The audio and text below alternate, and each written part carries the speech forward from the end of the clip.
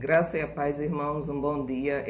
Estamos mais uma vez aqui, reunidos, né, como corpo, como família, em mais um EBD, né, que se segue com a intenção de que nós possamos aprender mais de Cristo e assim colocar em prática tudo aquilo que aprendemos através das Escrituras. Vamos começar a dar início com a oração, né? Vamos orar todos juntos, né? Porque estamos unidos com o mesmo Espírito, com o mesmo propósito de adoração. Oremos. Senhor, nosso Deus e Pai, nós te agradecemos por esse momento, ó Deus, em que estamos reunidos, ó Pai, em Tua presença, ó Pai. E a Tua palavra diz que se o Teu povo que se chama pelo Teu nome se humilhar e orar, Tu ouvirás do céu, perdoarás os seus pecados e sarará a nossa nação, sarará a nossa terra. Continua conosco, abençoa cada família representada, nos abençoa, nos protege, perdoa as nossas falhas, em nome de Jesus. Amém. O nosso tema, a lição de hoje, é a lição 5. E o tema da nossa lição é oração e restauração. Então, são duas palavras que elas se combinam, né? Quando a gente ora, a gente vê a restauração de Deus. Então, primeiro nós vamos entender o que é oração e o que é restauração. Então, a oração, irmãos, é o momento em que nós nos colocamos diante de Deus, dependendo desse Deus, nós nos mostramos a esse Deus com total dependência, sabendo de que nada somos sem a presença desse Deus. É na oração que a gente mantém um diálogo com Deus. É na oração em que nós falamos com Deus e Deus nos responde através da sua escritura, da sua palavra, e Deus nos responde através dos seus propósitos em nossas vidas, né? Então, é o momento em que nós temos mais intimidade com esse Deus. É através da sua palavra e é através da oração. Nós conhecemos mais a Deus e Ele passa a nos conhecer mais e mais, porque nós, a partir da oração, nós passamos a falar tudo o que somos e o que sentimos dentro do nosso ser. Então, a oração, ela exige humildade de nossa parte, nós precisamos ser humildes na oração, nós precisamos nos despir, colocar tudo para fora, tudo que sentimos, tudo que tem dentro do nosso coração. Então, a oração é a parte fundamental da nossa comunhão com Deus. Então, todo o crente precisa orar, né? Orar entrar em contato com esse Deus, estar em comunhão com esse Deus. A oração nos aproxima mais e mais de Deus. Então, é através da oração que acontece a restauração. E o que seria restauração? O que seria restaurar? Restaurar, irmãos, é voltar a possuir algo que foi perdido, reconstruir, né? Então, é restaurar. A restauração de Deus, ela acontece, né, na vida de um povo, de uma nação. Deus, ele vai e age conforme a sua vontade e vem trazendo a restauração. A restauração de Deus é como uma chuva. É uma chuva em um lugar onde ocorreu um longo período de estiagem.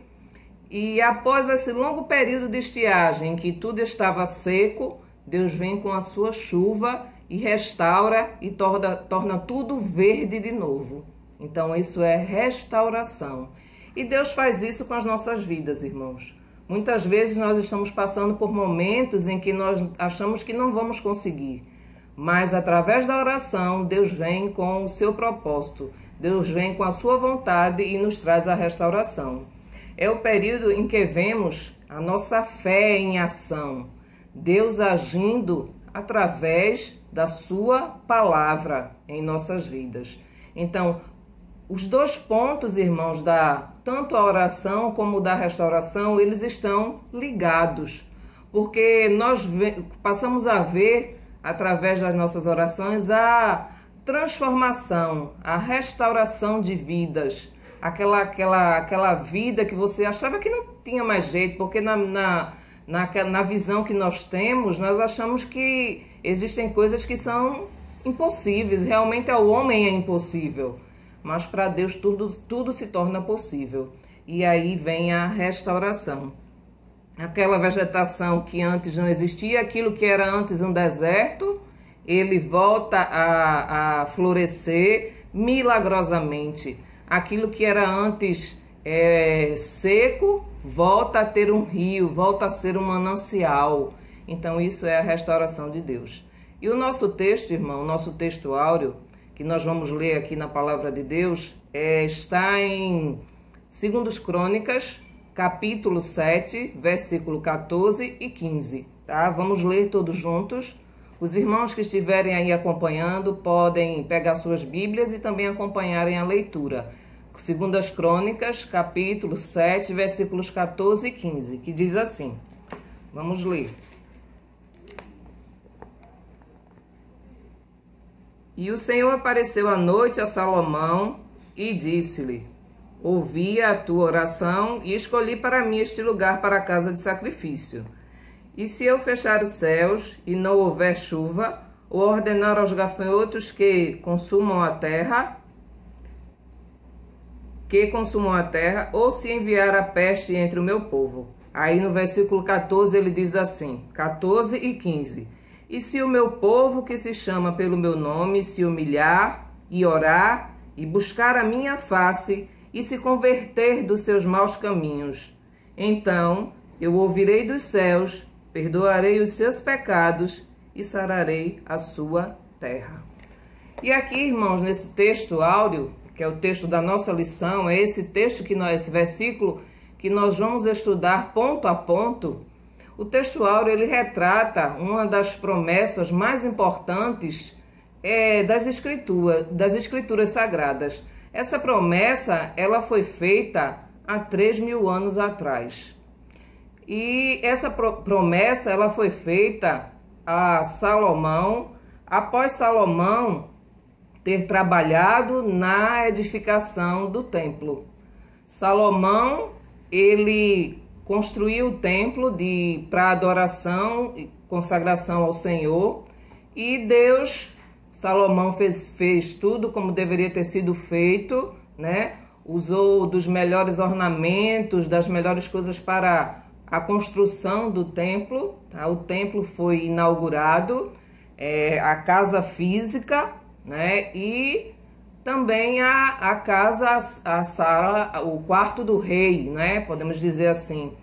E Salomão, ele ofereceu ali, né?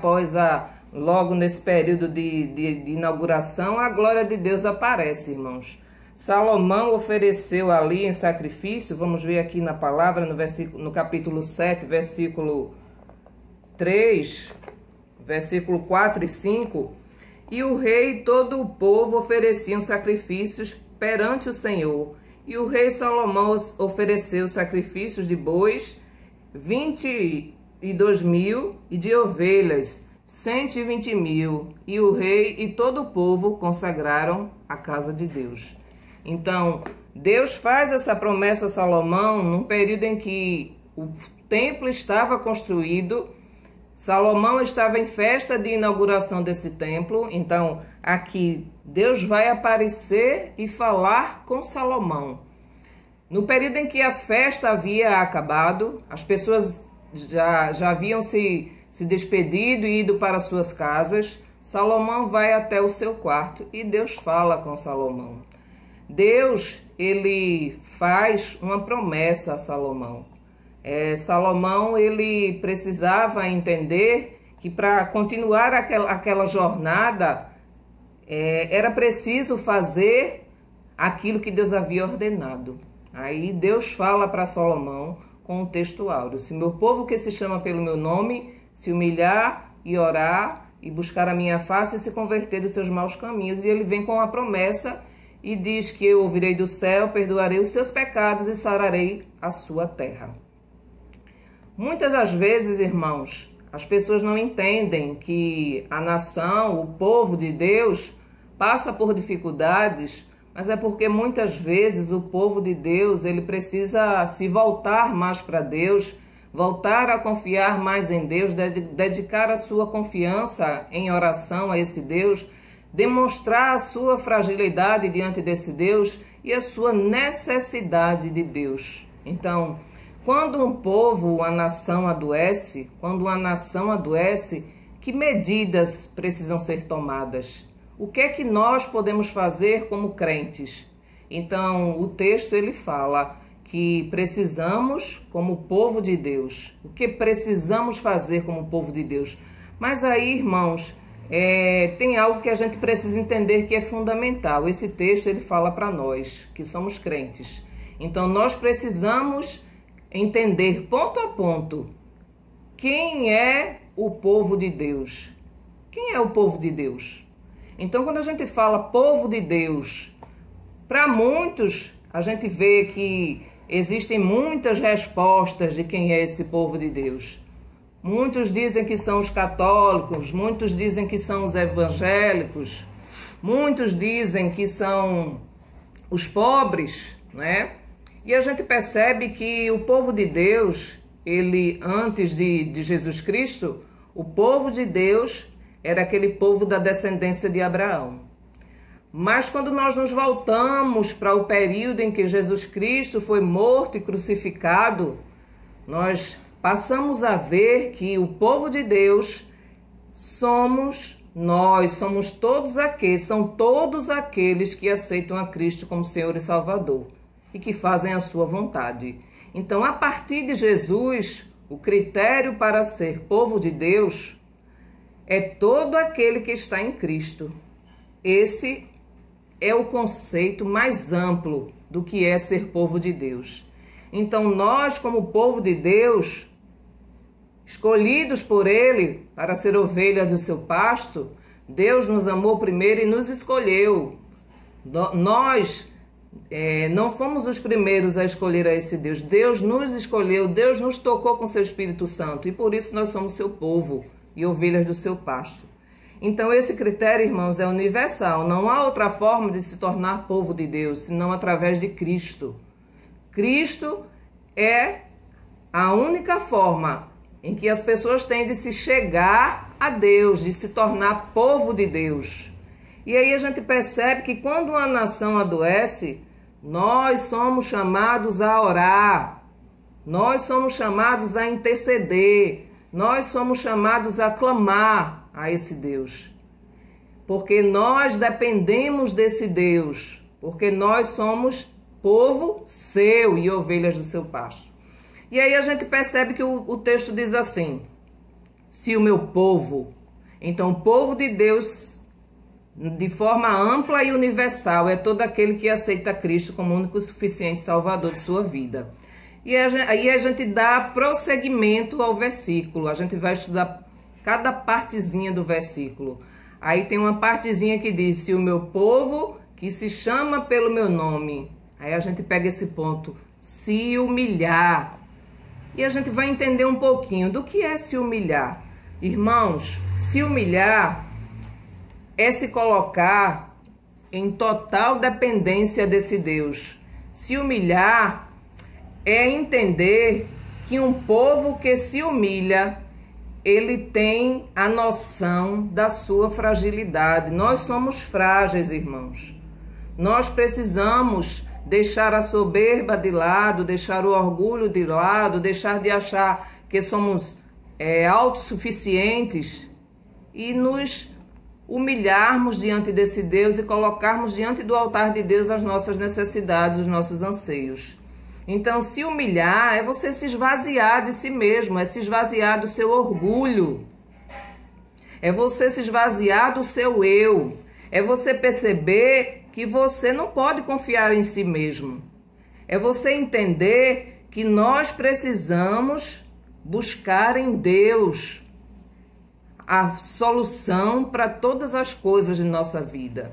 Então, se uma nação adoece, o povo de Deus, ele ora e ele se humilha. Quando ele se humilha, ele demonstra toda a sua fragilidade diante de Deus. Então, se o meu povo que se chama pelo meu nome se humilhar, nós precisamos nos humilhar diante de Deus. Nós precisamos mostrar a nossa fragilidade diante desse Deus. E outra coisa que nós precisamos fazer, irmãos, é orar. Então, nos humilhando e orando. Quando nós nos humilhamos, colocamos diante de Deus nossa fragilidade. E quando nós oramos, nós mostramos a nossa dependência desse Deus. Nós dependemos de Deus. Nós somos completamente dependentes desse Deus. É um exercício, irmãos, de quebrantamento. Nós vamos nos quebrantar diante desse Deus. E para isso a gente vai entrar na presença desse Deus.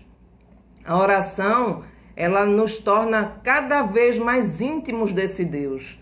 Quando estamos na presença desse Senhor, né? Quando estamos na presença desse Senhor, toda vaidade, ela é repelida. Toda vaidade, ela deixa de existir. A nossa atenção, irmãos, ela se volta para esse Deus, né? Então a gente percebe, irmãos, que para que a oração ela possa ser eficaz, tem um ponto que a gente precisa compreender, que nós precisamos orar com fé, crendo que Deus há de fazer, mas que Ele há de fazer no tempo dEle, no momento dEle, no kairós de Deus. Nós precisamos parar e entender que Deus é o dono de todas as coisas. E a nossa humildade, a nossa fragilidade demonstra a total dependência que temos com esse Deus. Nós somos dependentes desse Deus. E aí, irmãos, a gente vê alguns pontos também que tem na revista para que você possa fazer uma oração a Deus. Porque muitos ainda não percebem, não entendem a forma correta de orar. Nós, às vezes, oramos errado. Nós precisamos perceber a quem nós estamos elevando a nossa oração, a forma como nós estamos fazendo. Então, um ponto que precisamos perceber é aprender que orar, a gente precisa orar por todas as coisas. O que seria orar por todas as coisas?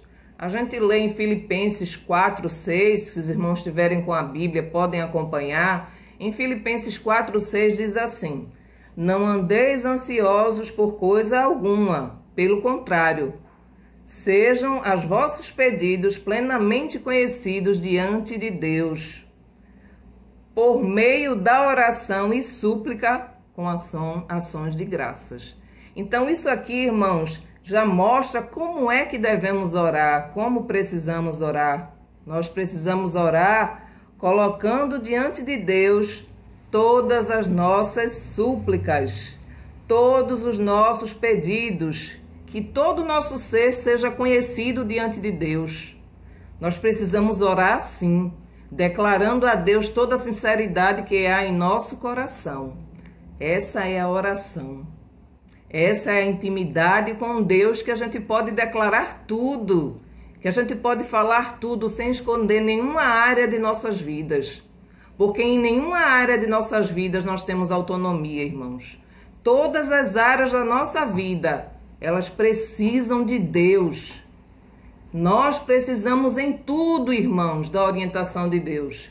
E quando nós não buscamos essa orientação, nós caímos em erros, irmãos. Nós caímos em sofrimentos. Porque tudo que formos fazer em todas as áreas do casamento, da escola, do estudo, em tudo que nós formos fazer, nós precisamos ter a sabedoria de orar e pedir a orientação de Deus. Deus, faz a tua vontade em minha vida, faz a tua vontade em nossa nação, né?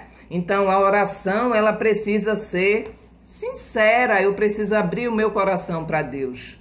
Um outro ponto que nós precisamos aprender, irmãos, precisamos aprender a nos submeter à mediação de Cristo.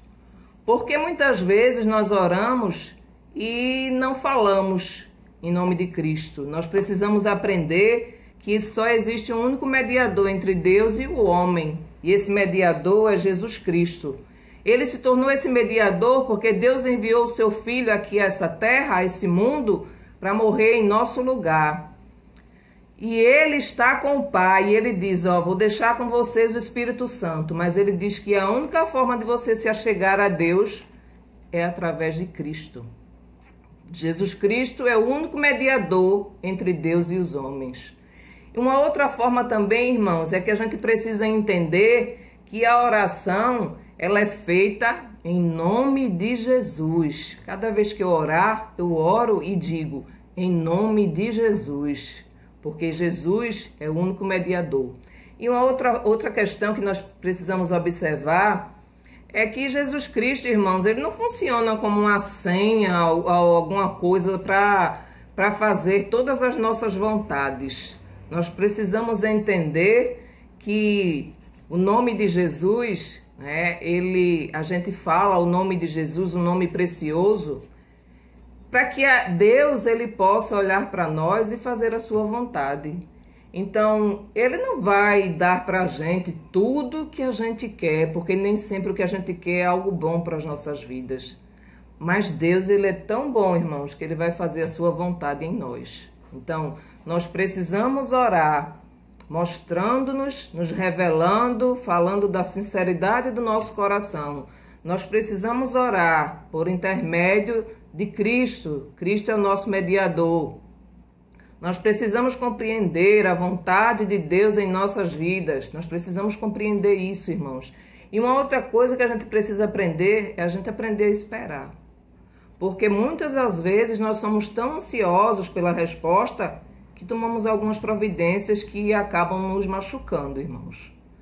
E a vontade de Deus, ela é soberana. E a gente, na palavra de Deus, em Efésios 6, capítulo 18, diz assim: ensinou com toda oração e súplica, orando em todo tempo, no Espírito, e para isso mesmo, vigiando com toda perseverança e súplica por todos os santos. Então, precisamos estar atentos, porque Deus muitas vezes ele responde às nossas orações e nós nem percebemos, porque nós estamos tão ansiosos que não percebemos. Um outro ponto que a gente vê nesse versículo é: se o meu povo que se chama pelo meu nome se humilhar e orar, e a gente vai perceber agora, buscar a face de Deus. O que é buscar a face de Deus? Então, se o meu povo que se chama pelo meu nome, ele ora, ele se humilha e agora ele busca a face de Deus. Buscar a face de Deus é ter um maior relacionamento com esse Deus. É se esforçar para ter essa iniciativa de buscar mais a Deus. Eu não posso buscar a Deus sentado, deitado na minha cama, dormindo e reclamando e murmurando. Eu vou buscar a Deus, irmãos, lendo a palavra e conversando com esse Deus. Não só reclamando de tudo. Então, temos um Deus vivo. E esse Deus vivo, irmão, ele se relaciona conosco. Ele se relaciona com o seu povo. Nós somos o povo de Deus. Então, precisamos buscar a face de Deus. Quando nós buscamos a face de Deus, isso requer comunhão, irmãos. Isso requer esforço de nossa parte, para que nós possamos buscar a face desse Deus. Para que nós possamos, irmãos, nos dedicar a esse Deus.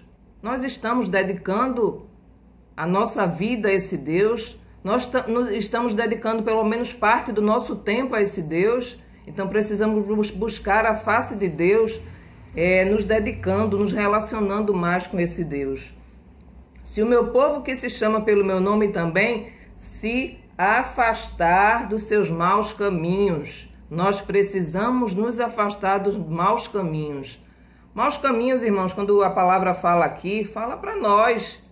Porque o povo que busca a Deus de verdade, ele se afasta dos maus caminhos. Ele vai estar sempre em tentativa, buscando cada vez mais e mais se afastar dos maus caminhos. Maus caminhos, pois agora, irmãos, a gente conhece o caminho correto. O caminho correto é seguir os passos de Jesus Cristo. É se chegar à estatura de varão perfeito. Então, isso é buscar andar nos caminhos de Jesus e se afastar dos maus caminhos, irmãos. Porque os maus caminhos, eles nos tornam, irmãos, vulneráveis. Se a gente trilha por maus caminhos, irmãos, nós nos tornamos vulneráveis. É como aquela ovelha que se afasta do seu rebanho e corre o risco de ser capturada, de ser pego por um lobo. Então, quando nós nos afastamos dos caminhos do Senhor, nós corremos o risco de sermos vulneráveis, irmãos. Porque, irmãos, a gente está vulnerável nesse ponto, quando a gente se afasta dos caminhos do Senhor, a gente fica vulnerável a qualquer ataque do inimigo, irmãos, em nossas vidas. Então, precisamos estar atentos e nos afastar dos nossos maus caminhos. Identificar que o que nos afasta de Deus, existem coisas nas nossas vidas, no nosso dia a dia, que nos afastam de Deus, irmãos. A gente busca, a gente assiste programas que não são corretos, que nos afastam de Deus. A gente tem determinados vícios que nos afastam de Deus, que cada um ele possa se sondar a si mesmo e entender que caminhos são esses, que coisas são essas que estão te afastando de Deus, te afastando da tua comunhão com Deus. E a gente precisa abandonar as velhas práticas. Quando a gente aceita Cristo, irmãos, o Espírito Santo toca em nós e nós nos afastamos, nós abandonamos o velho homem ele não existe mais. E aos poucos nós vamos aprendendo, nos santificando e buscando mais e mais a face desse Deus. A cada dia nós vamos mais e mais nos afastando do velho homem, dos maus caminhos, dos caminhos que nos trazem perigos. Então, precisamos alinhar os nossos caminhos com os caminhos de Jesus Cristo. Então, se o meu povo, somos nós, povo de Deus, aqueles que aceitam a Cristo como Senhor e Salvador, se humilhar, se tornar frágil diante de Deus, se revelar diante de Deus, mostrar total dependência desse Deus, se o meu povo se humilhar, deixar a soberba, o orgulho, achar que é autossuficiente, se afastar dos seus maus caminhos, se humilhar e orar, depender desse Deus, se afastar dos seus maus caminhos, buscar a minha face. E Deus vem com promessa, irmãos, promessa feita há 3.000 anos atrás. Se o meu povo que se chama pelo meu nome se humilhar e orar, e buscar a minha face, se converter dos seus maus caminhos, aí Deus diz assim, então eu ouvirei dos céus, perdoarei os seus pecados e sararei a sua terra. Irmãos, é maravilhoso a gente perceber que nós temos um Deus que cuida de nós, que nós temos um Deus que olha por nossa nação. Não precisamos nos desesperar, irmãos, porque Cristo é a nossa rocha, Cristo é o nosso refúgio, Cristo é a nossa fortaleza, Cristo é o nosso socorro bem presente em todos os momentos de nossa vida. Ele cura, Ele liberta.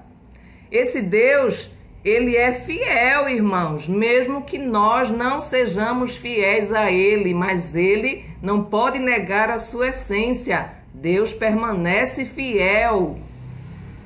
Deus age quando o povo, nós que somos povo de Deus, nos colocamos de joelhos e oramos e clamamos pelo seu nome. Deus age, irmãos. É maravilhoso saber que Deus, Ele está conosco em todos os momentos, irmãos. Onde Deus habita, irmãos, a cura. Onde Deus habita, a libertação. Onde Deus habita, a alegria, a liberdade de adoração. Nós temos o privilégio de adorarmos a esse Deus em qualquer lugar, irmãos, aqui. Nós temos o privilégio de adorarmos a esse Deus em nossas casas, na igreja, em qualquer lugar. Nós somos templo e habitação do Espírito Santo. Cada um examine-se, pois, a si mesmo, irmãos. Nós precisamos examinar nós mesmos e perceber se há em nós algum caminho mau e pedir a Deus que nos guie pelo caminho eterno, irmãos, para que todos nós possamos crescer diante de Deus em espírito e em verdade. Como a gente percebe, irmãos, que essa promessa feita aqui a Salomão, Deus ainda diz assim para Salomão, Salomão, se eu fechar os céus e não houver chuva, ou se ordenar os gafanhotos que consumam a terra, ou se enviar a peste entre o meu povo. E se o meu povo, que se chama pelo meu nome, se humilhar, orar e buscar a minha face, e se converter dos seus maus caminhos, então eu ouvirei dos céus, perdoarei os seus pecados e sararei a sua terra. Agora, irmãos, Estão abertos os nossos olhos estão abertos, irmãos. E a Bíblia diz, e eu vou finalizar, irmãos, essa lição dizendo assim para os irmãos, que nós continuemos nos humilhando, orando, buscando a face de Deus, se desviando dos nossos maus caminhos, das nossas velhas práticas. E Deus, ele diz assim: eu ouvirei do céu, perdoarei os seus pecados e sararei a sua terra. E a gente percebe no Salmo 33, 12, para finalizar, que a palavra do Senhor, ela diz assim para a gente: como é feliz a nação que tem o Senhor como Deus, o povo que ele escolheu para lhe pertencer. Irmãos, é um privilégio para as nossas vidas, mesmo diante de tudo que estamos passando. Mas uma certeza nós temos: feliz é a nação cujo Deus é o Senhor, irmãos. Glória a Deus por tudo. Que o Senhor nos abençoe. A graça e a paz do Senhor Jesus. Bom dia, irmãos e irmãs. Que o Senhor Jesus Cristo nos abençoe e possa alcançar cada irmão. E você, visitante que está visitando nosso canal, o canal IEBV está sempre lançando aos domingos o culto pela manhã com a EBD e à noite, às 18h30, o nosso culto. Então esteja conosco, adorando e exaltando o nosso Deus. E para começar esse momento de glorificar e agradecer a Deus, quero deixar aqui uma palavra da parte do Senhor que diz o seguinte: eu te louvarei, porque de um modo tão admirável e maravilhoso fui formado. Salmo 139, verso 14, amém? Essa palavra, ela vem para agradecer a vida dos irmãos que fazem aniversário. E junto comigo, eu quero que nós, irmãos de toda a Igreja EBV, celebre junto com a irmã Vera Aquino, Deus te abençoe. Ela vai fazer aniversário dia 17, juntamente com o irmão Eros Marinho, Deus te abençoe, querido amado irmão.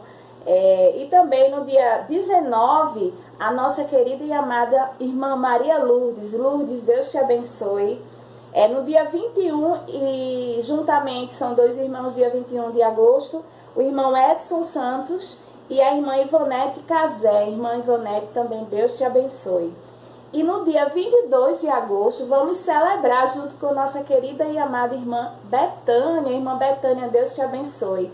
Muitos e muitos anos de vida, recheados de muita bênção, alegria e saúde, irmãos. Nesse momento que estamos vivenciando, um momento tão delicado, mas que nós estejamos firmes e fortes, movimentando a nossa igreja, junto com os nossos jovens, né? A Juventude IEBV está na quinzena aí dos adolescentes e a quinzena dos jovens, e juntos eles estão preparando novidades. Então, fiquem atentos nas nossas redes sociais, pelo Instagram, Facebook e até mesmo no canal do YouTube, onde nós estamos preparando grandes novidades, um mini congresso e o trabalho da juventude. Então, estejamos, irmãos, orando por todos os jovens da nossa igreja IEBV, tá certo? Os nossos avisos continuam sendo aqueles que os irmãos já sabem. O nosso culto nas quartas-feiras, culto de oração, que tem sido bênção, glória a Deus por isso. E também, irmãos, o nosso momento missionário, que estaremos permanecendo até o final de agosto, missões estaduais. E como os irmãos já conhecem, a abertura da nossa igreja é sempre pelas manhãs, de segunda a sexta com a irmã Betânia, e aos sábados com o nosso querido tesoureiro, o irmão Marcos. Então estejamos aí com os corações abertos, entregues na mão do Senhor Jesus, e deixar o Espírito Santo agir sobre nossas vidas. Tenham todos um bom dia e que o Senhor continue nos abençoando. Amém, irmãos? Bom dia, meus queridos irmãos. Que a graça e a paz do nosso Senhor Jesus Cristo esteja conosco em mais um domingo que estamos aqui virtualmente, mas sabemos que o nosso Deus está presente em nosso culto, né? Então, mais um culto, né, com a direção da juventude, essa quinzena de agosto, né, esse mês de agosto, que é o mês da juventude, e eu peço que os irmãos estejam orando pelos jovens, pelos adolescentes da nossa igreja, e que o Senhor nos fortaleça nesse trabalho tão difícil. Celebrando a glória de Deus, sendo jovens, seguros e firmes na fé. Tu, pois, meu filho, fortifica-te na graça que há em Cristo. 2 Timóteo 2:1. Amém.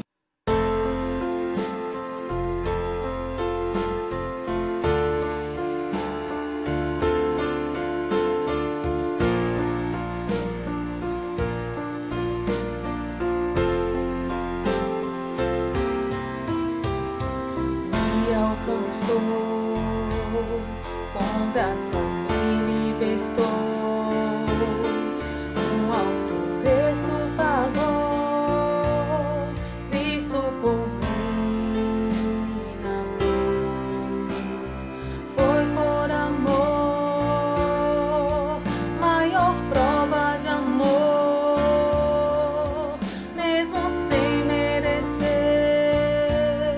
fui perdoado. Meu coração transborda de gratidão. Quero enquanto viver, por Deus ser usado. Me alcançou, com graça me libertou, um alto preço pagou, Cristo por mim na cruz. Foi por amor, maior prova de amor, mesmo sem merecer, fui perdoado. Meu coração transborda de gratidão. Quero enquanto viver, por Deus ser usado, amar e repartir, compartilhar a esperança, movidos pela graça. Amar e repartir, compartilhar a esperança, movidos pela graça.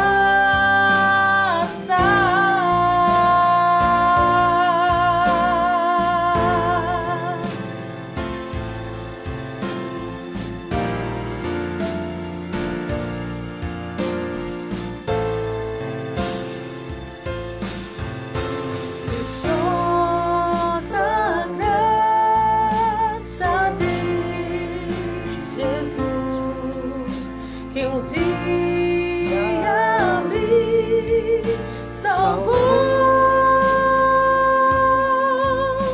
Perdido andei, sem ver a luz, mas Cristo me encontrou. Amar e repartir, compartilhar a esperança, movidos pela graça. Amar e repartir, compartilhar a esperança, movidos pela graça.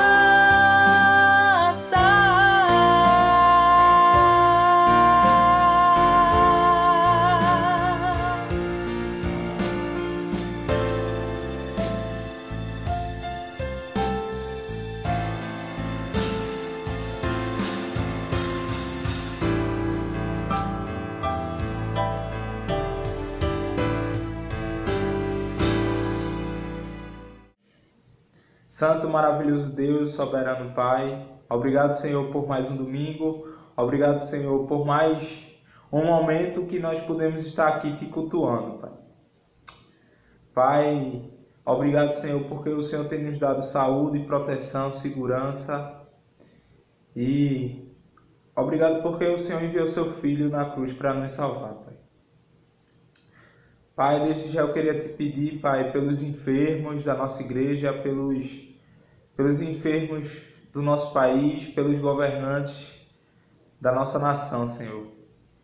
Tem misericórdia de todos eles, Pai, dá sabedoria a eles. Pai, eu queria te pedir também, Pai, pela membresia da nossa igreja, pelos membros, que o Senhor esteja capacitando cada um, dando sabedoria a cada um, Pai. Pai, também queria te pedir em especial pelos jovens, Senhor, pelos jovens e adolescentes, Pai, que o Senhor possa estar fortalecendo o nosso trabalho, que a gente sabe que nós sabemos que não é um trabalho tão fácil, Pai. É um trabalho extremamente difícil, que tem vários desafios, Pai. Então nos dá força e que seja mais um culto edificante, Pai. Pai, queria te pedir também pelo mensageiro desta manhã, Pai, que o Senhor possa dar sabedoria e ele venha pregar somente a tua palavra, Pai.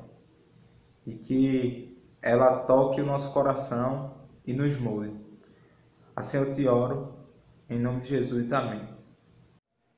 Olá, meus amados irmãos, bom dia. Nós estamos juntos nessa manhã, alegres, com os nossos corações exultantes no Senhor.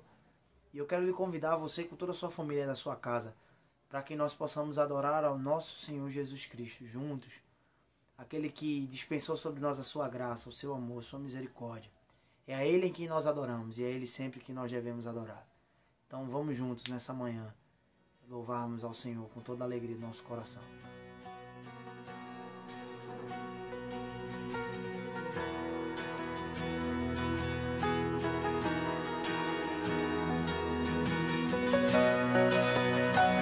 Eu vou clamar, pois tudo vem de ti e tudo está em ti.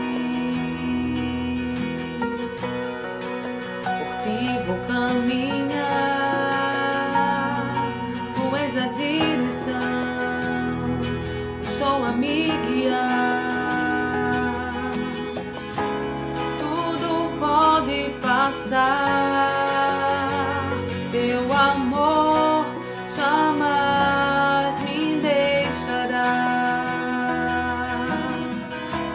Sempre há de existir nova manhã preparado pra mim,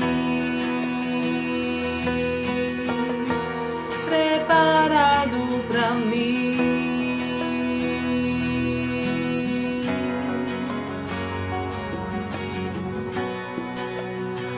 Eu vou clamar,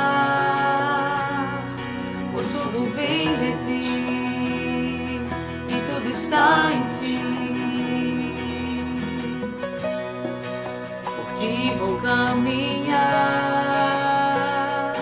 tu és a direção, o sol a me guiar. Tudo pode passar, teu amor jamais me deixará. Sempre há de existir nova manhã preparado pra mim, preparado pra mim, preparado pra mim.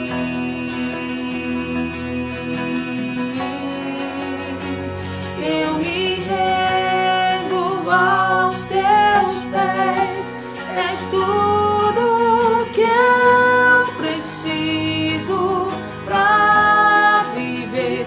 Eu me lanço aos teus braços, onde encontro meu refúgio.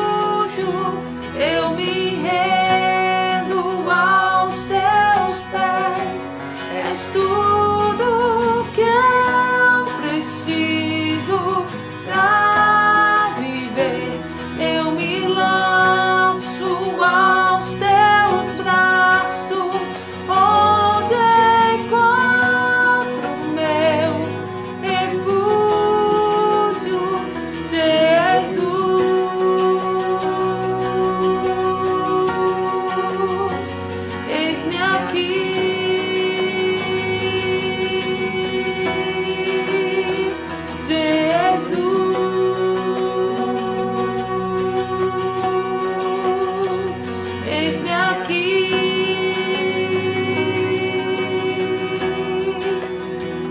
Eu me rendo aos teus pés, és tudo que eu preciso pra viver. Eu me lanço aos teus braços, onde encontro meu refúgio. Eu me rendo aos teus pés, és tudo que eu preciso pra. Eu me lanço aos teus braços, onde encontro meu refúgio, Jesus.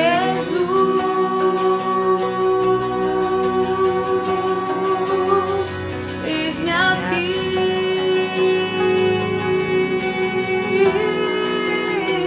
Jesus.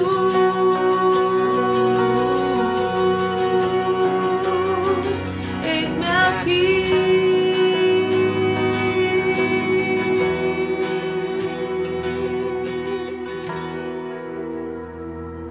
O Senhor é tudo aquilo que nós precisamos. Recitativo bíblico, Êxodo 35, 29. Assim trouxeram os filhos de Israel uma oferta voluntária ao Senhor. Fazer um momento missionário e que os irmãos também estivessem orando, né, pelos missionários, tanto estaduais, nacionais, mundiais, e que também estivessem orando pela igreja lá em Orobó, né, e pelas congregações da igreja. Então vamos todos juntos. Tema: pela vida em Jesus eu coopero. Divisa: ele estava no princípio com Deus. Todas as coisas foram feitas por intermédio dele, e sem ele nada do que foi feito se fez. A vida estava nele, e a vida era a luz dos homens. João 1, 2 ao 4.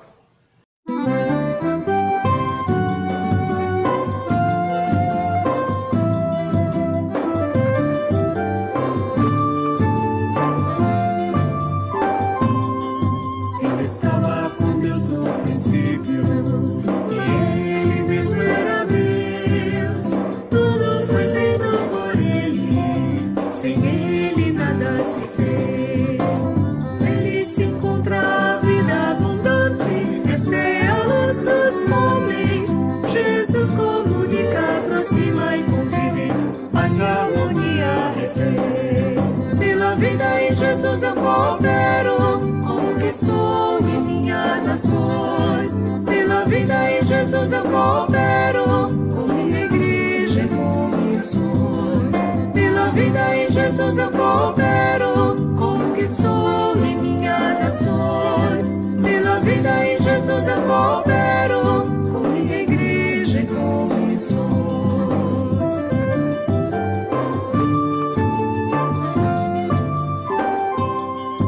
Recebi a plenitude de Cristo, com vida eterna nos céus. Tenho também seus ensinos, saudável posso viver. Quero essa vida a todos levar, exposto em favor da missão. Há tantos pensando somente em si, precisam com Cristo aprender. Pela vida em Jesus eu coopero, com o que sou e minhas ações. Pela vida em Jesus eu coopero, com minha igreja e com missões. Pela vida em Jesus eu coopero, com o que sou e minhas ações. Pela vida em Jesus eu coopero, com minha igreja e com missões.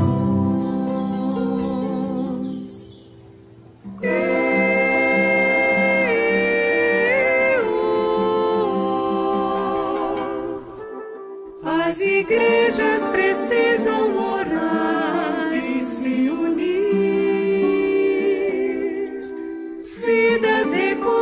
e posses investir.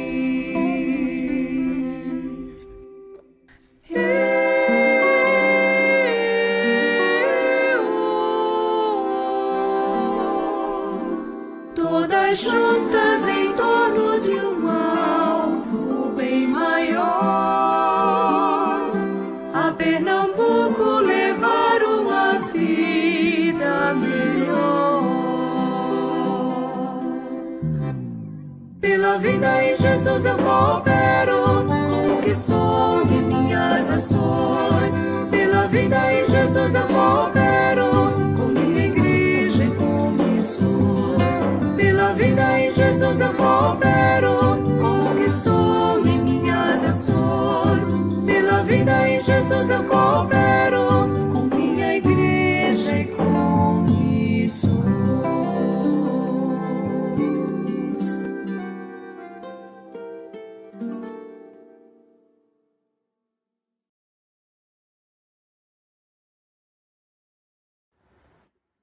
A graça e a paz de nosso Senhor Jesus Cristo.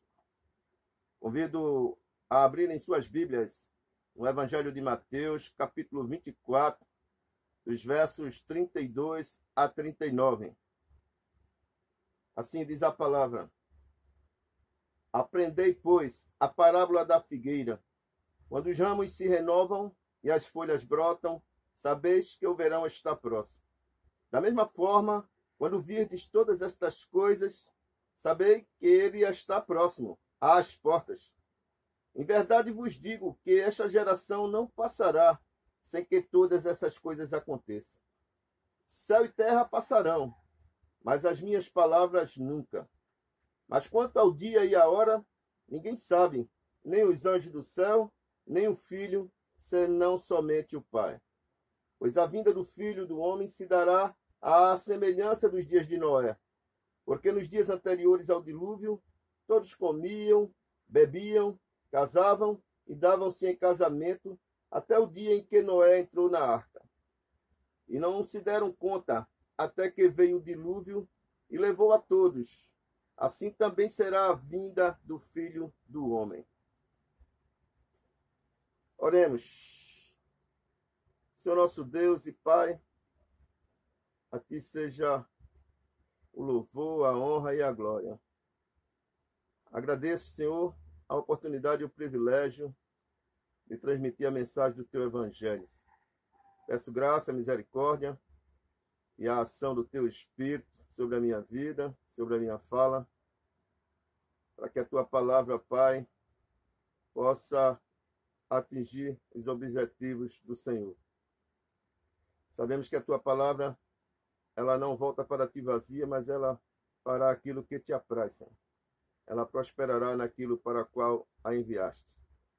Por isso, ó Pai, te peço o Teu auxílio, a Tua bênção, em nome de Jesus. Amém. Essa parábola da figueira, é uma exortação à vigilância.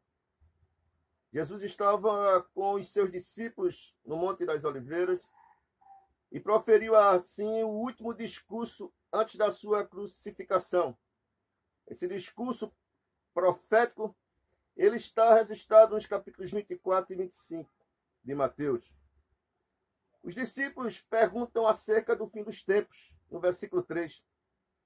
Dize-nos quando acontecerão essas coisas, e que sinal haverá da tua vinda e do fim do mundo. Jesus começa ministrando a ele sobre esses sinais. E ele começa a falar sobre o princípio das dores, sobre a grande tribulação, sobre a vinda do Filho do Homem, sobre as parábolas da figueira, do servo fiel, das 10 virgens, parábola dos talentos e, por fim, sobre o grande julgamento. Não é comum em nossos dias ouvirmos mensagens sobre a volta de Jesus. Pouco tem se pregado sobre este assunto tão importante. Paulo afirma que todos os cristãos, em todas as gerações, esperam a volta de Cristo. de todas as gerações cristãs, a nossa, a contemporânea, é a que mais se evidencia a proximidade de sua segunda vinda. Os sinais apresentados no sermão escatológicos, ele fala sobre falsos cristos, guerras e rumores de guerra, fomes e terremotos em vários lugares, ódio aos judeus e aos cristãos, escândalos e traições, falsos profetas, o esfriamento do amor. E aí a gente percebe, através de tantos acontecimentos recentes e de um passado recente também, como isso vai se concretizando, como essas palavras vão se evidenciando. Nós vimos, por exemplo, que a partir do século XIX para cá, falsos cristos começaram a aparecer. A maioria no século XX. Nós tivemos muitas guerras e atualmente muitos rumores. São ameaças e conflitos. Está havendo, por exemplo, recentemente, esta semana, um impasse marítimo no leste do Mediterrâneo entre a Turquia e a Grécia. A Grécia conta com o apoio de Israel. Houve, esse ano, 10 terremotos. Entre o principal foi o terremoto que atingiu a Rússia e o Japão com a magnitude de 7,5. Teve um também na Croácia com a magnitude de 5,3. Lembro que em 2004 houve o tsunami da Indonésia, atingindo 15 países e matando cerca de 230 mil pessoas. E voltou novamente a ter outro tsunami na Indonésia em 2018, que matou cerca de 400 pessoas. Nesses últimos 3 meses, foram mortos no Congo 170 cristãos em um ataque extremista, por causa da sua fé. Na Índia, 14 famílias cristãs foram espancadas e suas casas destruídas por extremistas hindus, porque eles também não negaram a sua fé em Cristo Jesus. Vimos nuvens de gafanhotos no Paraguai e Argentina destruindo plantações. A fome ligada a coronavírus causa a morte de 10 mil crianças a cada mês e deixa 45 milhões de pessoas sem uma alimentação básica no sul da África. São muitos crimes. Os pais matando filhos, filhos matando pais, crime entre os irmãos, entre cônjuges. E muitos falsos profetas têm surgido. Lembro que o profeta Nostradamus, ele previu que o fim do mundo seria em julho de 1999. E não aconteceu. O ministro Ronald Welland, da Igreja de Deus, ele previu que no outono de 2008, os Estados Unidos deixaria de ser uma potência e não existiria mais. Vejo também que o amor de muitos tem esfriado. Quão grande é a quantidade de pessoas que encontramos abandonando a fé cristã e hoje desviadas do Evangelho e até desigrejadas. Assim tem sido, assim tem acontecido, conforme Jesus predisse. Nós somos advertidos pelo Senhor a observar as evidências dos acontecimentos que ocorrerão no período da dispensação da graça, para assim nos alertarmos sobre a proximidade de sua segunda vinda, especialmente para o arrebatamento da igreja. Podemos perceber que Cristo, ele está à porta, pois conforme diz o início do texto da parábola da figueira, que assim como o brotar das folhas da figueira é possível identificar que está próximo o verão, nós podemos perceber que Cristo está à porta. Somos exortados à vigilância, pois não sabemos o dia e a hora, conforme está no versículo 36, nem os anjos, nem o Filho, senão o Pai. Antes da ascensão de Cristo, os discípulos queriam definir o tempo exato, mas não cabia a eles. Em Atos 1, 6, 7, quando Jesus estava próximo a ascender aos céus, depois da sua ressurreição, eles diziam, e os que se haviam reunido perguntaram-lhe, Senhor, é esse o tempo que restaurarás o reino para Israel? ele lhes respondeu: não vos compete saber os tempos ou as épocas que o Pai reservou por sua autoridade.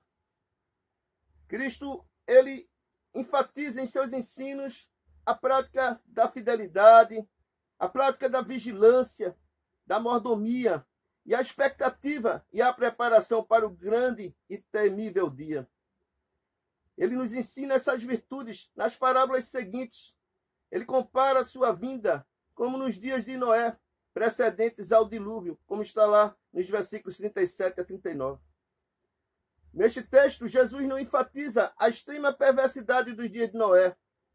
Lá em Gênesis 6:5, nós vimos isso. E o Senhor viu que a maldade do homem na terra era grande e que toda a imaginação dos pensamentos de seu coração era continuamente má.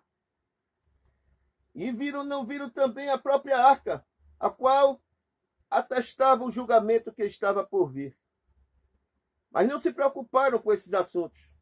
E repentinamente foram varridos pelo dilúvio quando estavam no meio de suas atividades diárias. Se Cristo voltasse agora, gostaria que nós pensássemos sobre essas perguntas introspectivas. Se Cristo voltasse agora, nós já estaríamos preparados? Nós estamos vigilantes? Nós somos servos fiéis e bons mordomos? Nós seremos aprovados por Deus? A grande lição que temos através dessa parábola é que nós precisamos estar sempre prontos, vigiando e orando, pois os sinais da vinda de Cristo estão cada vez mais presentes. A orar no jardim de Getsemane, Mateus 26:11, Jesus disse: vigiai e orai, para não entrares em tentação. O espírito está pronto, mas a carne é fraca. Nós vimos que precisamos estar sempre prontos, cuidando para não estar demasiadamente envolvido com os assuntos terrenos, a ponto de se tornar apóstata da fé e não estar pronto para a volta de Cristo. E que assuntos são esses?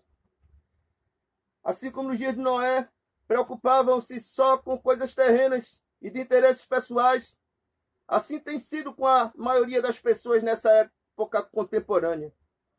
As pessoas estão preocupadas com estudos, profissão, viagens, lazeres, investimentos financeiros, prazeres carnais, baladas, festas, namoros, casamento, posição social, poder, riquezas, famas, hobbies, sexo, álcool, aparência, vaidades e tantas outras coisas, mas se esquece do Criador.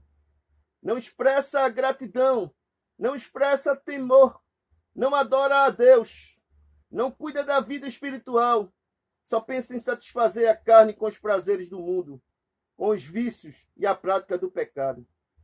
Vive uma vida distante e vazia de Deus.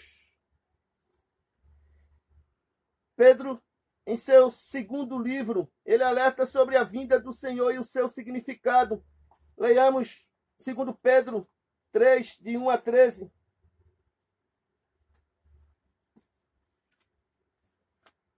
O texto diz o seguinte: amados, esta já é a segunda carta que vos escrevo. Em ambas procuro despertar a vossa mente sincera com lembranças, para que vos recordeis das palavras ditas anteriormente pelos santos profetas e do mandamento do Senhor e Salvador, dado por meio de vossos apóstolos. Sabei antes de tudo que nos últimos dias virão zombadores com sua zombaria, andando de acordo com seus próprios desejos, dizendo: onde está a promessa da sua vinda? Porque desde que os pais morreram, todas as coisas permanecem como desde o princípio da criação. Pois de propósito ignoram que desde a antiguidade, pela palavra de Deus, existiram os céus e a terra, e esta terra foi tirada da água e através da água. Foi pelas águas que o mundo daquela época foi destruído pelo dilúvio. Mas pela mesma palavra, os céus e a terra de agora têm sido guardados para o fogo, reservados para o dia do juízo e da destruição dos homens ímpios. Mas vós, amados, não os ignoreis uma coisa. Um dia para o Senhor é como 1000 anos, e 1000 anos como um dia. O Senhor não retarda a sua promessa, ainda que alguns a considerem demorada, mas ele é paciente convosco, e não quer que ninguém pereça, mas que todos venham a se arrepender. Contudo, o dia do Senhor virá como ladrão, no qual os céus passarão com grande estrondo, e os elementos queimando se dissolverão, e a terra e as obras que nele há serão descobertas. Se todas essas coisas serão assim destruídas, que tipo de pessoas deveis ser? Pessoas que vivem em santidade e piedade, aguardando e esperando ansiosamente a vinda do dia de Deus. Por causa desse dia, os céus se dissolverão pelo fogo, e os elementos ardendo derreterão. Nós, porém, segundo sua promessa, aguardamos novos céus e nova terra, nos quais habita a justiça. Aleluia. A conclusão, amigos, irmãos, é que a parábola da figueira ela tem uma mensagem para todos os cristãos e em todas as eras, que está diretamente relacionada à segunda vinda de Cristo e ao arrebatamento da igreja. Nós somos exortados e estamos a estarmos sempre prontos para o evento mais importante da humanidade, onde o Senhor Jesus inaugurará um novo céu e uma nova terra. Nós estamos vivendo no tempo da dispensação da graça de Deus. A porta do céu está sendo aberta e franqueada a todos, mas só há um caminho para alcançá-la. E Jesus declara esse caminho, texto de João 14:6, onde ele diz: eu sou o caminho, a verdade e a vida. Ninguém vem ao Pai senão por mim. Deus ama o pecador e proveu salvação àqueles que creem em Cristo Jesus. É o que diz o texto de João 3,16, porque Deus amou o mundo de tal maneira que deu seu Filho unigênito para que todo aquele que nele crê não pereça, mas tenha a vida eterna. Jesus ele assumiu o nosso pecado e culpa quando verteu o seu sangue na cruz do Calvário, satisfazendo assim as exigências de Deus. Em Hebreus 9:22, a parte B diz que sem derramamento de sangue não há remissão. Ele foi entregue à morte por causa das nossas transgressões e ressuscitado para a nossa justificação. O justo tomou sobre si os nossos pecados. Segundo Coríntios 5:21, o apóstolo Paulo, ele diz que ele se fez pecado por nós, para que nós fôssemos feitos justiça de Deus. Ele não tinha nenhum pecado. Aquele que não conheceu pecado se fez pecado por nós, para que fôssemos feitos justiça de Deus. O Senhor concede a oportunidade de salvação a toda a humanidade. Mas haverá um dia em que a porta do céu se fechará, assim como foi na arca. Jesus voltará e a igreja de Cristo será arrebatada para encontrar-se com o noivo nas nuvens e gozará a vida eterna com o Senhor. O maior erro que o homem pode cometer é rejeitar a oferta de salvação. É rejeitar o sacrifício de Cristo na cruz. É rejeitar o evangelho. Deus nos dá a oportunidade de escolher entre bênção ou maldição, entre salvação ou juízo. Bênção e salvação são para aqueles que foram remidos e lavados no sangue de Cristo. Aqueles que têm o Espírito Santo. Aqueles que ouvem a palavra, que ouvem a mensagem e creem. E recebem a Jesus Cristo como Senhor e Salvador da sua vida. A maldição e o juízo são para os ímpios, os que não nasceram de novo, os que rejeitaram a Cristo, e os que na igreja são falsos profetas, são bodes ou joios. O juízo compreende beber da ira do furor de Deus. É a condenação eterna e o inferno. Jesus voltará. Apocalipse 22, abra o texto aí. Ele traz uma mensagem que eu gostaria de complementar, encerrando essa pregação. A partir do versículo 8, diz assim: venho em breve, bem-aventurado aquele que guarda as palavras da profecia desse livro. Eu, João, ouvi e vi todas essas coisas. Quando as vi e ouvi, prostrei-me aos pés do anjo que as mostrava para mim, para adorá-lo. Mas ele me disse: olha, não faças isto, porque eu sou o conservo teu e de teus irmãos, os profetas, e dos que guardam as palavras desse livro. Adora a Deus. Ele me disse ainda: não guardes as palavras da profecia deste livro, porque o tempo está próximo. Quem é injusto, continue na injustiça. Quem é impuro, continue na impureza. Quem é justo, continue praticando a justiça. E quem é santo, continue se santificando. Venho em breve e trago a recompensa, com a qual retribuirei a cada um segundo a sua obra. Eu sou o Alfa e o Ômega, o primeiro e o último, o princípio e o fim. Bem-aventurados os que lavam as suas roupas, para que tenham direito à árvore da vida e possam entrar na cidade pelas portas. Ficarão de fora os cães, os feiticeiros, os adúlteros, os homicidas, os idólatras e todo o que ama e pratica mentira. Eu, Jesus, enviei o meu anjo para vos testemunhar essas coisas em favor das igrejas. Eu sou a raiz e a geração de Davi, a resplandecente estrela da manhã. O Espírito e a noiva dizem: vem. E quem ouve, diga: vem. Quem tem sede, venha. E quem quiser, receba de graça a água da vida. Dou testemunho a todo que ouvi as palavras da profecia desse livro. Se alguém lhes acrescentar alguma coisa, Deus lhes acrescentará as pragas escritas nesse livro.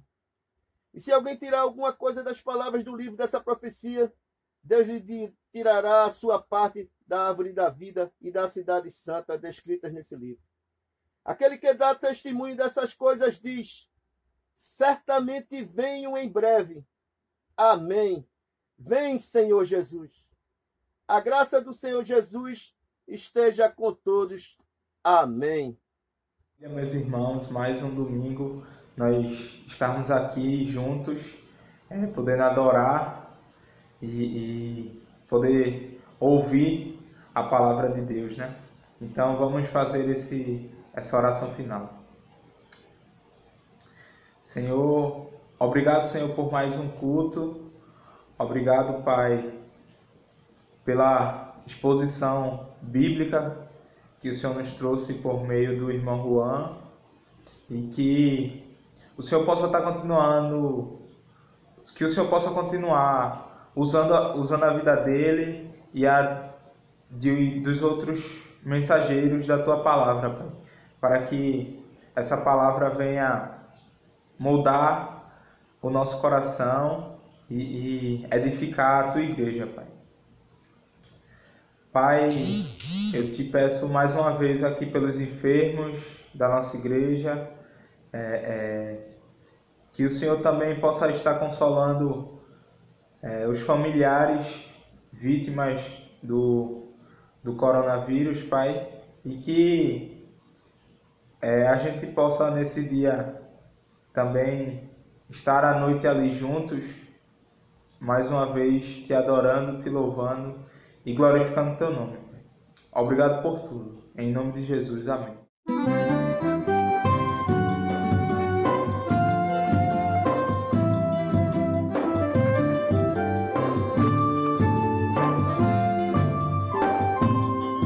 Eu estava com Deus no princípio, e Ele mesmo era Deus.